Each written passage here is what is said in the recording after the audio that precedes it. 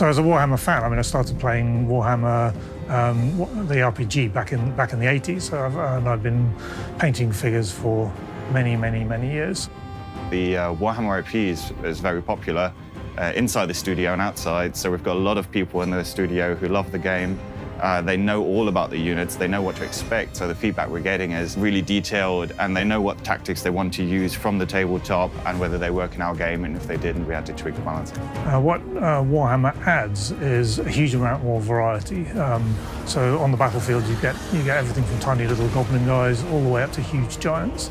You get weird and wonderful war machines, and the other extra dimension is magic. And it adds the differences between the different factions, the different races in Warhammer. And we decided to actually go with that and embrace that difference between all of the races. So you'll finish a game playing as the Empire, you'll start a new game as the Vampire Counts, and you'll find yourself with a totally different feature set that you're playing with, and that really influences the way the game plays out.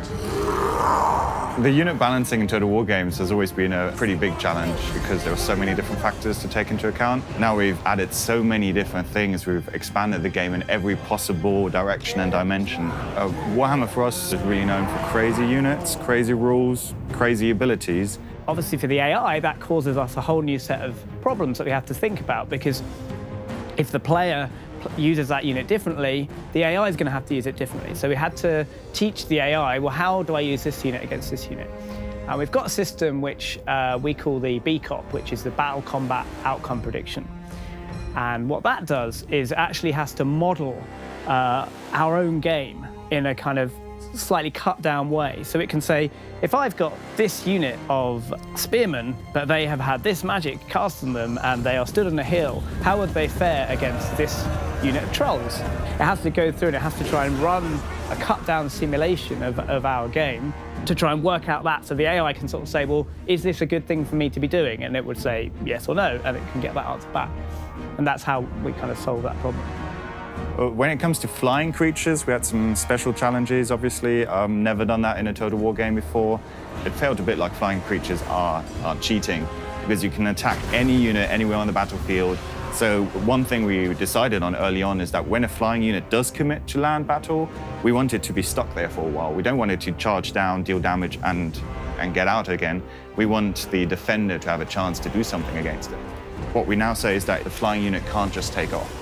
You can imagine that like a dragon needs a bit of space to flap its wings and to take off. So as long as it's in combat, it can't do that, which gives the defender the chance just stay in combat, pin it down, and now suddenly using flying units becomes really risky. We had these like comedy problems where you'd have this huge giant, but every man is targeting this position exactly in his chest. And although there's inaccuracy applied, you basically get these poor giants with like 1,000 arrows all fired into their chest. So there's little things like that you just didn't even think about. They're like, oh, we're going to have to rethink the way that works.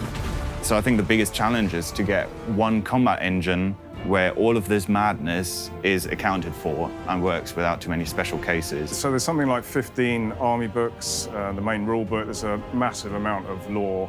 Because all this craziness might just be like one line in a rule book somewhere. And for us, that one line could be weeks or months of work. There's so much there that there's infinite opportunity to find storytelling opportunities, link that into features within the game, come up with new features and so on. So it's actually been anything but a straitjacket. We'd always wanted, right from the start, from the very first Total War game, we'd always wanted to do a fantasy Total War. Warhammer was the obvious match. Well, we talked to Games Workshop over the years since the beginning of Total War, and eventually we decided to go ahead and pick Warhammer. It's just perfect.